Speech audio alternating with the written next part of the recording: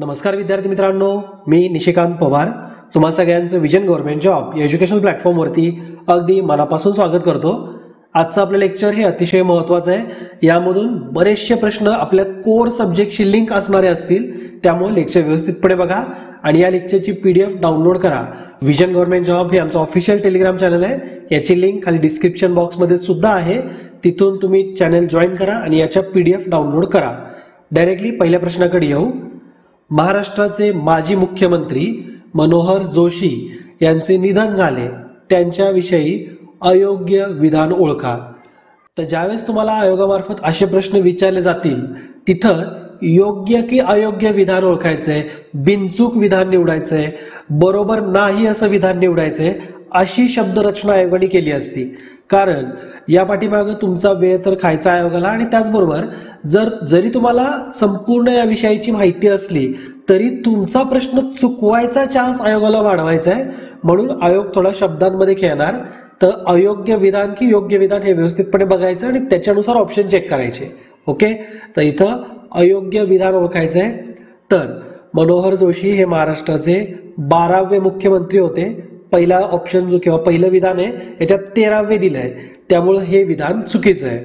तर इथं पर्यायामध्ये जर बघितलं तर पर्याय क्रमांक 2 आणि पर्याय क्रमांक 4 हे दोन्ही पर्याय इलिमिनेट होतील, कारण आपलं पहिलं विधान तर अयोग्य आहे, त्यामुळे पहिलं विधान असलेलं ऑप्शन तर पाहिजेच। म्हणजे 1 आणि 3 या ऑप्शनमध्ये आपल्याला थोडंसं आता बघावं लागणार। तर डायरेक्ट दुसरं विधान न बघता आपण तिसरं विधान बघू शकतो। वेळ थोडा वाचणार आहे आपला, एक्झाममध्ये पण असंच करायचंय। ते लोकसभेचे 12वे अध्यक्ष होते। तर ते लोकसभेचे 12वे अध्यक्ष होते का? तर नाही, ते लोकसभेचे 13वे अध्यक्ष होते। म्हणजे 13व्या लोकसभेचे अध्यक्ष होते आणि महाराष्ट्राचे 12वे मुख्यमंत्री होते। तर नंबर असे थोडे फिरवून इथे दिलेले आहेत, एक्झाम मध्ये सुद्धा असेच विचारले जाऊ शकतील, शक्यता थोडी दाटच आहे। तर लक्षात ठेवायचं आहे, महाराष्ट्राचे ते आपले 12वे मुख्यमंत्री होते, लोकसभेचे ते 13वे अध्यक्ष होते। त्यामुळे इथं पहिलं आणि तिसरं विधान चुकीचं आहे, पर्याय क्रमांक 3 हे या क्वेश्चनचा आन्सर राहील। ठीक आहे, दुसरं विधान तर योग्य आहे। ते काय मग? तर ते 2002 ते 2004 या काळात लोकसभेचे अध्यक्ष होते। तर हे विधान करेक्ट आहे। जी 13वी लोकसभा होती ही 2002 ते 2004 दरम्यान होती, त्यावेळेस ते लोकसभेचे अध्यक्ष होते। ओके, आपण ही अगदी सगळी माहिती ऑलरेडी विजन स्टडीच्या प्लॅटफॉर्मवरती दिलेली असते। प्लीज तुम्ही विजन स्टडीच्या वेबसाईटवरती जाऊन अशा प्रकारची माहिती या इंटरेस्टिंग वे मध्ये वाचत चला। तुम्ही visionstudy.in या वेबसाईटवरती जाऊन सगळी काही माहिती ही मोफत वाचू शकता। तिथं ऑलरेडी भरपूर सब्जेक्टच्या PDF सुद्धा आहेत, तिथून त्या डाउनलोड करा, अभ्यास व्यवस्थित करा। ओके, आता जर आपण माजी मुख्यमंत्री मनोहर जोशी यांचा जर आयुष्याची वाटचाल जर बघितली, त्यांचा जन्म 2 डिसेंबर 1937चा रायगड जिल्ह्यातला जन्म आहे। त्यांचा राजकीय पक्ष हा शिवसेना होता। विधान परिषदेचे ते सदस्य होते। त्यापूर्वी 1976 ते 1977 दरम्यान मुंबईचे महापौर ते बनले होते। विधानसभेमध्ये विरोधी पक्षनेता सुद्धा ते होते, त्याचबरोबर महाराष्ट्राचे 12वे मुख्यमंत्री ते पुढे जाऊन बनले। लोकसभा सदस्य असा त्यांचा कार्यकाल होता। त्याच वेळेस ते लोकसभेचे 13वे अध्यक्ष सुद्धा बनले। राज्यसभेमध्ये ते पुन्हा गेले आणि फायनली आता त्यांचं रिसेंटली 23 फेब्रुवारी रोजी निधन झाले मुंबईमध्ये। ओके, त्यांचं जीवन जसं आपण इथं अगदी सोप्या वे मध्ये बघितलं, एवढं सोपं होतं का? तर नाही, त्यांना अगदी लहानपणीपासूनच खूप कष्ट करावे लागलेत। अतिशय गरीब परिस्थितीमध्ये त्यांचं बालपण गेलेलं आहे। 2 वेळच्या जेवणाचे सुद्धा प्रश्न असलेले हे आपले मनोहर जोशी। पनवेलमध्ये महाजन नावाच्या शिक्षकांकडे ते घरी राहिले, त्या शिक्षकांनी त्यांच्या जेवणाची सोय केली। 5वीत असताना ते स्वतःच्या पायावरती उभा राहण्याचा प्रयत्न करत होते। काही वर्षांनंतर ते मुंबईत आले। मुंबईत आल्यावरती त्यांनी बरीचशी कामं केली। त्यांनी एक टेम्पररी म्हणून क्लर्कचं सुद्धा काम केलेलं आहे मुंबई महानगरपालिकेत। परत त्यांना ते नोकरी करायची नव्हती, मग स्वतःचा व्यवसाय काहीतरी सुरू करायचा आहे। तर त्यावेळेस मग त्यांनी मुंबईतच कोहिनूर नावाची एक शिकवणी किंवा क्लासेस सुरू केले। पुढे जाऊन बाळासाहेब ठाकरे यांच्या संपर्कामध्ये ते आले आणि त्यावेळेसपासून त्यांच्या राजकीय कारकिर्दीला सुरुवात झालेली आहे। ओके, खडतर परिस्थितीमधून असं मनोहर जोशी हे पुढे येत एक राजकारणी बनले, यशस्वी राजकारणी म्हणून आपण त्यांचा उल्लेख करू शकतो। 14 मार्च 1995 ते 31 जानेवारी 1999 दरम्यान महाराष्ट्राचे ते 12वे मुख्यमंत्री होते। 1999 ते 2002 या काळामध्ये भारतात केंद्रीय मंत्रिमंडळात सुद्धा ते होते। 2002 ते 2004 दरम्यान ते लोकसभेचे अध्यक्ष या पदावरती सुद्धा होते। त्यांनी लिहिलेलं एक पुस्तक आहे, पुस्तकाचं नावच खूप मोटिवेशनल नाव आहे, आयुष्य कसे जगावे. तर हे पुस्तकाचं नाव लक्षात ठेवायचं आहे. मनोहर जोशींनी ते पुस्तक लिहिलेलं आहे. तर याच्यावरती एक्झाममध्ये क्वेश्चन बनू शकतो. पुढचा प्रश्न आपण बघू. कुनोला डॅश डॅश मध्ये राष्ट्रीय उद्यानाचा दर्जा देण्यात आला. इथं डायरेक्टली सालच विचारले आपल्याला, कोणत्या वर्षी कुनो नॅशनल पार्कला नॅशनल पार्कचा दर्जा मिळाला आहे. तर रिसेंटली हे पार्क चर्चेमध्ये आहे आणि पहिल्यांदा जर उत्तर तुम्ही बघाल तर 2018 हे या क्वेश्चनचं करेक्ट आन्सर आहे. 2018 मध्येच कुनोला नॅशनल पार्कचा दर्जा देण्यात आलेला आहे. तर हे लक्षात ठेवायचं. आता यावरती एक्झाममध्ये क्वेश्चन काय येईल, कारण आपण जो एक प्रोजेक्ट चित्ता जो सुरू केलेला आहे रिसेंटलीच, प्रधानमंत्री नरेंद्र मोदी यांनी त्यांच्या जन्मदिनानिमित्त कुनो म्हणजे मध्य प्रदेशमधल्या कुनो या राष्ट्रीय उद्यानामध्ये 8 चित्ते सोडले होते. तर त्यापैकी काही चित्त्यांना बछडे झालेले आहेत. तर रिसेंटलीच या कुनो नॅशनल पार्कमध्ये चित्त्याच्या नवीन 7 बछड्यांच्या जन्माची नोंद करण्यात आली आहे, अशा प्रकारची माहिती तिथलच्या वन्यजीव अधिकाऱ्यांनी दिलेली आहे. ओके, त्यामुळे हे आता कुनो नॅशनल पार्क चर्चेत आहे. त्याचबरोबर हा प्रोजेक्ट चित्ता सुद्धा आता चर्चेत असणार आहे, कारण भारतामधून चित्ता हा पूर्णपणे नष्ट झाला होता. त्याच्या अतिशिकारी झाल्या आणि त्याच्यामुळे म्हणजे ते भारतातून पूर्ण नष्ट झालेला प्राणी आहे हा. आणि फायनली प्रोजेक्ट चित्ताच्या अंतर्गत आपण देशामध्ये पुन्हा एकदा चित्ते आणतोय. आता जो प्रोजेक्ट चित्ता याच्या अंतर्गत जे आपण 8 नवीन चित्ते आणले होते ते कोणत्या देशातून आणले हे आपल्याला आयोग विचारू शकतो ना. तर यस, ते माहिती पाहिजे. तर ते चित्ते आपण नामेबियामधून आणले होते. ओके, प्रधानमंत्री नरेंद्र मोदींनी त्यांच्या जन्मदिनानिमित्त या प्रोजेक्टची सुरुवात केली होती. तुम्ही ते फोटोज पण बघितले असतील ना. थोडं लोक कम्पेअर करत होते की एका बाजूला पंडित जवाहरलाल नेहरूंचा फोटो होता की ते त्यांच्या वाढदिवसानिमित्त कबूतर उडवायचे आणि दुसऱ्या बाजूला मग असा फोटो होता की मोदींनी बघा त्यांच्या वाढदिवसानिमित्त चित्ते सोडलेत. तर असं काहीतरी म्हणून तुम्ही लक्षात तरी ठेवत चला. ओके, त्या पॉलिटिकल अँगलमध्ये घुसायची गरज नाही, पण ॲटलिस्ट ती इन्फॉर्मेशन एक्झामच्या पॉईंट ऑफ व्ह्यू तुम्हाला लक्षात राहण्यासाठी अशा काही गोष्टी स्ट्राईक होतील. ओके, हे जे कुनो नॅशनल पार्क आहे ना, तर याला मध्य प्रदेशनी एक राष्ट्रीय उद्यान हे 2018 मध्ये घोषित केलंय, पण 1981 मध्ये वन्यजीव अभयारण्य म्हणून त्याची स्थापना करण्यात आली होती. कधी? 1981 मध्ये. ओके, भारतातले हे खूप बऱ्यापैकी मोठं असं वन्यजीव अभयारण्य आहे. साधारण 350 स्क्वेअर किलोमीटर मध्ये पसरलेलं हे अभयारण्य भरपूर मोठं असं अभयारण्य आहे.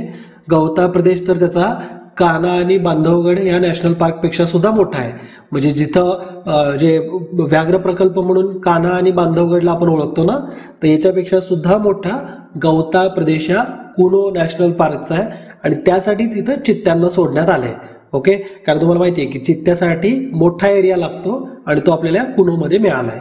ओके, पुढच्या क्वेश्चनकडे आता आपण डायरेक्टली जाऊ.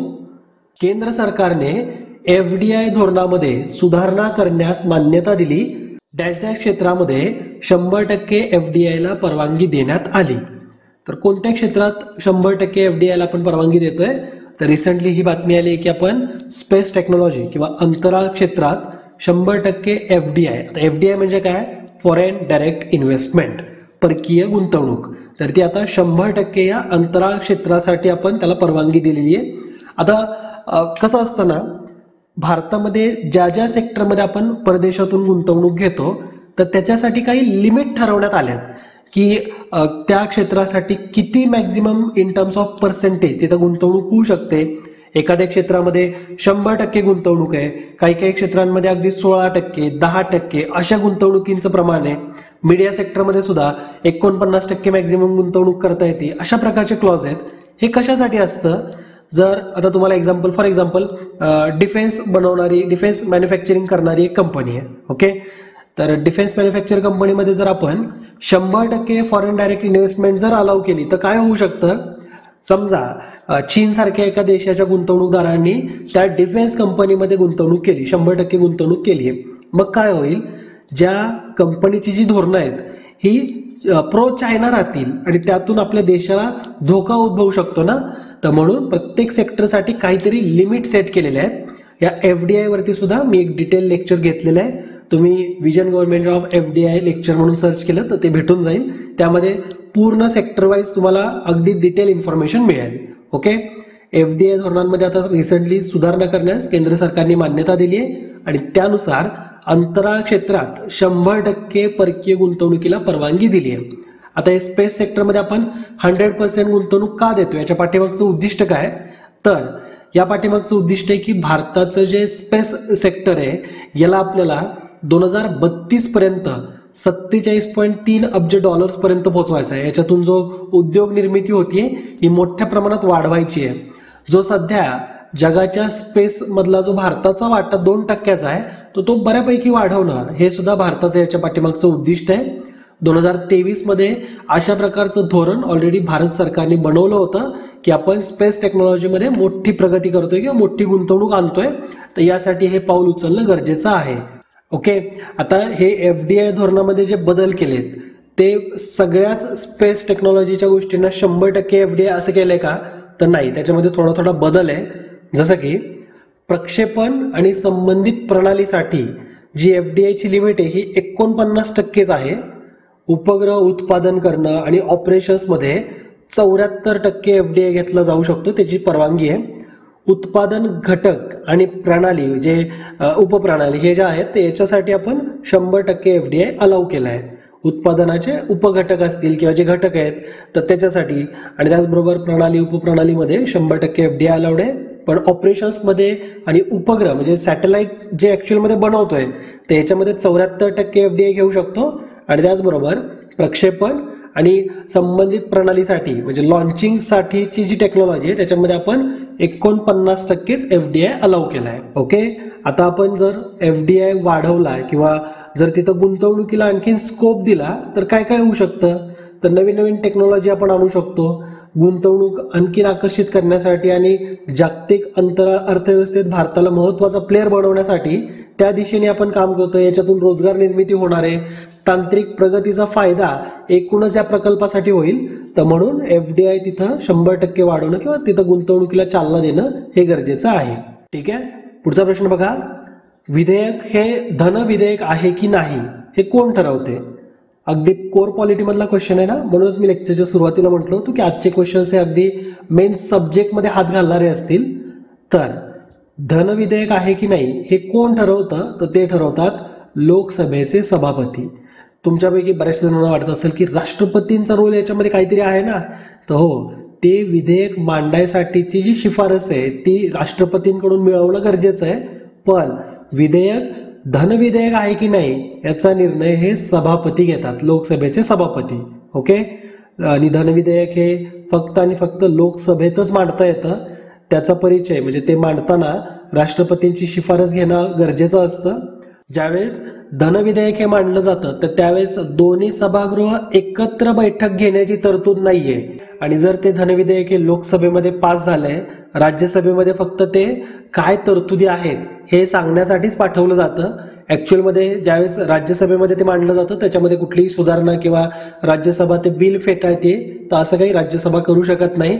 राज्यसभेकडे फक्त 14 दिवसांचा कालावधी असतो की ज्यामध्ये कुठल्या बाबींबद्दल जर काही सुचवायचं असेल तर ते सुचवू शकतात. राज्यसभेकडे विधेयकाला कोणत्याही बदलांबाबत सूचना देण्यासाठी फक्त 14 दिवस असतात. त्यामध्ये ते फक्त बदल सुचवू शकतात. ते बदल हे कंपल्शन नाहीये, लक्षात ठेवायचं. याच्यावरती आयोग क्वेश्चन विचारतो.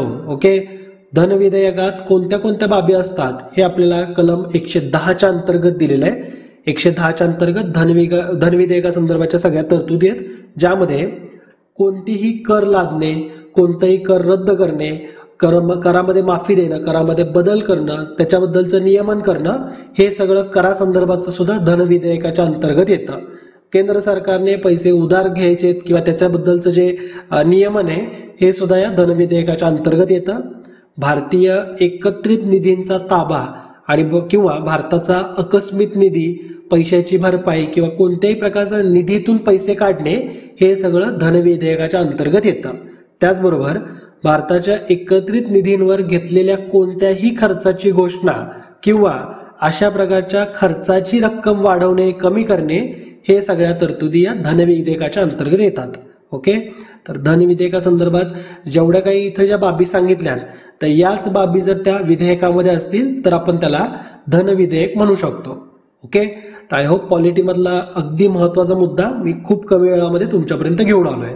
पुढच्या प्रश्नाकडे येऊ. समाक्का सरलाम्मा जतारा. तर माझ्याकडून प्रोनाऊन्स चुकला असेल 100%, पण जसा मराठीत करता येतोय त्या पद्धतीने मी करण्याचा प्रयत्न केलाय, कारण हे एका आदिवासी सणाचं नाव आहे आणि तो कोणत्या राज्यात साजरा केला जातो हे आपल्याला विचारलंय. आणि हे जे नाव आहे हे प्रॉबॅबली तेलुगूमध्येच आहे, समाक्का सरलाम्मा जतारा. तर हो, हे तेलंगणामध्ये होणारा एक आदिवासी सण आहे आणि तेलंगणामध्ये हा रिसेंटलीच आयोजित करण्यात आला होता. तेलंगणातील मुलुगू या ठिकाणी आशियामधला सर्वात मोठा आदिवासी महोत्सव आहे हा. लक्षात ठेवायचं आहे, आशियातला सगळ्यात मोठा आहे. तेलंगणामधल्या मेदाराम या गावामध्ये या कार्यक्रमाचं, या सणाचं आयोजन केलं जातं आणि याचं आयोजन पूर्णपणे आदिवासी बांधवांकडून केलं जातं. हैदराबादपासून साधारण 240 किलोमीटर अंतरावरती हे गाव आहे आणि एकता आणि सांस्कृतिक भक्तीचं प्रतीक म्हणून आणि त्याचबरोबर जगभरातून सुद्धा पर्यटक हे हा उत्सव किंवा हा सण बघण्यासाठी येतात आणि त्यामुळेच तो आशियातला सगळ्यात मोठा आदिवासी उत्सव आहे.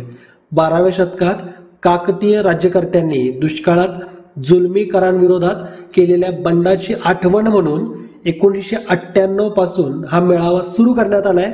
अगदी छोट्या स्केलवरती आधी व्हायचा, आता तो जसं जसं जगामध्ये पसरतोय तसं तसं मोठं रूप घेतोय आणि आता सध्या आशियातला सगळ्यात मोठा आदिवासी उत्सव आहे. ओके, 12व्या शतकामध्ये काकतीय राज्यकर्त्यांनी दुष्काळात जुलमी कराविरोधात जे बंड केलं होतं ते याच्यासाठी म्हणून 1998 मध्ये हा छोटा मेळाव्याच्या स्वरूपात हा सण साजरा करायला सुरुवात झाली आणि आता हे तिथलचं धरोहर बनलंय. ओके, तर हा जो सण आहे मी पुन्हा एकदा प्रोनाऊन्स करायचा प्रयत्न करतो, समाक्का सरलाम्मा जतारा. तर हा सण हा तेलंगणामध्ये आयोजित केला जातो. ठीक आहे, पुढचा क्वेश्चन आहे, बॅगलेस स्कूल उपक्रम कोणत्या राज्याने सुरू केला? बॅगलेस म्हणजे बॅग शिवाय तुम्ही त्या शाळेत जाऊ शकता. ओके, तर हा जो शाळांसाठीचा उपक्रम आहे हा मध्य प्रदेश सरकारने लागू केलेला आहे.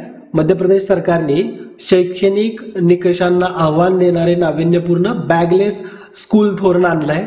2024-25 पासून हा उपक्रम राबवण्यात येणार आहे आणि दर आठवड्यात 1 दिवस बिना पिशवीचं विद्यार्थ्यांनी शाळेत जाणं हे बंधनकारक असणार आहे. म्हणजे 1 दिवस असा आहे की ते बॅग न घेऊन जाता शाळेमध्ये त्यांना जायचंय. तर पहिली आणि दुसरीच्या मुलांसाठी 1.6 ते 2.2 किलो एवढं वजन असलेली बॅग असायला पाहिजे, अशा मर्यादा सरकारने टाकलेल्या आहेत.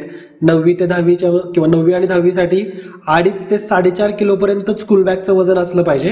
हे राज्य सरकारने वजन मर्यादा त्याच्यावरती जारी करून ठेवली आहे. पण तरी सुद्धा एक शरीरावरती जास्त ओझं नको म्हणून आठवड्यातून 1 दिवस बॅगलेस जायचे असं हे धोरण आहे. ओके, शारीरिक ओझं कमी करणं, अधिक आरामदायी शाळा बनवणं आणि सर्वांगीण शिक्षणाचे वातावरण निर्माण करणं या उद्दिष्टाने हा निर्णय मध्य प्रदेश सरकारने घेतलाय. बॅगलेस स्कूल म्हणलं की मध्य प्रदेश हे विसरायचं नाही. ओके, पुढचा प्रश्न बघा, 1 मार्च 2024 पासून आंतरराष्ट्रीय गीता महोत्सव कुठे सुरू होईल? तर आंतरराष्ट्रीय गीता महोत्सव आहे हा, जो की इथं पर्यायामध्ये दिलेल्या ऑलमोस्ट 2 ठिकाणं तर भारतातलीच आहेत, 1 ठिकाण नेपाळचं आहे आणि 1 ठिकाण आहे श्रीलंकेचं. तर आंतरराष्ट्रीय गीता महोत्सव 1 मार्च 2024 पासून जो सुरू होतोय तर तो असणार आहे कोलंबोमध्ये. कोलंबो कुठे आहे? तर ते म्हणजे श्रीलंकेमध्ये. ठीक आहे, तर श्रीलंकेमध्ये याचं आयोजन केलं जाणार आहे. श्रीलंकेत बुद्ध शासन, धार्मिक आणि सांस्कृतिक व्यवहार मंत्री विदुरा विक्रमनायके यांनी या कार्यक्रमाची घोषणा केली आहे. श्रीमद भगवद्गीतेच्या शिकवणीला तिथं लोकांमध्ये जास्त पॉप्युलर बनवलं, लोकप्रिय करणं हा सुद्धा या पाठीमागचा उद्देश आहे. हरियाणाच्या कुरुक्षेत्र विकास मंडळाच्या आर्थिक सहाय्याने याचं आयोजन केलं जाणार आहे कोलंबो या ठिकाणी. कोलंबो कुठे आहे? तर श्रीलंकेमध्ये. ओके, या कार्यक्रमात गीतायज्ञ, जप, परिसंवाद आणि स्पर्धांचा समावेश असलेले जगभरातून हजारो प्रतिनिधी उपस्थित असतील. आणि 4 मार्च रोजी ज्या दिवशी या कार्यक्रमाचा शेवटचा दिवस असणार आहे तर समारोप कार्यक्रमाच्या निमित्ताने श्रीलंकेच्या संसदेमध्ये सुद्धा श्रीमद भगवद्गीतेची एक प्रत दिली जाईल. ओके, तर हे काही मुद्दे तुम्ही याच्याविषयीची लक्षात ठेवायचे आहेत. आंतरराष्ट्रीय गीता महोत्सव हा जो की कोलंबोमध्ये यावर्षी होणार आहे. तर या लेक्चरच्या माध्यमातून खूप क्वालिटी इन्फॉर्मेशन आम्ही तुमच्यापर्यंत घेऊन येण्याचा प्रयत्न केला आहे. आय होप तुम्हाला हे लेक्चर आवडत असतील. तुम्ही त्याच्याविषयी कमेंट करत चला. तुम्हाला जे काही हवं आहे हे आम्हाला कमेंट करून कळवलं तर आम्ही तुमच्यापर्यंत ते सहज पद्धतीने घेऊन येऊ शकतो. तुमचा रिस्पॉन्स आम्हाला पाहिजे तेवढा वाटत नाहीये. तुम्ही कमेंट्स करताना कंजूसपणा करताय. असं नका करू. तुम्हाला जर हे लेक्चर खरंच आवडत असतील तर प्लीज कमेंट करत चला, म्हणजे मलाही उत्साह येईल. भेटूत नेक्स्ट लेक्चरमध्ये. जय हिंद, जय महाराष्ट्र. धन्यवाद.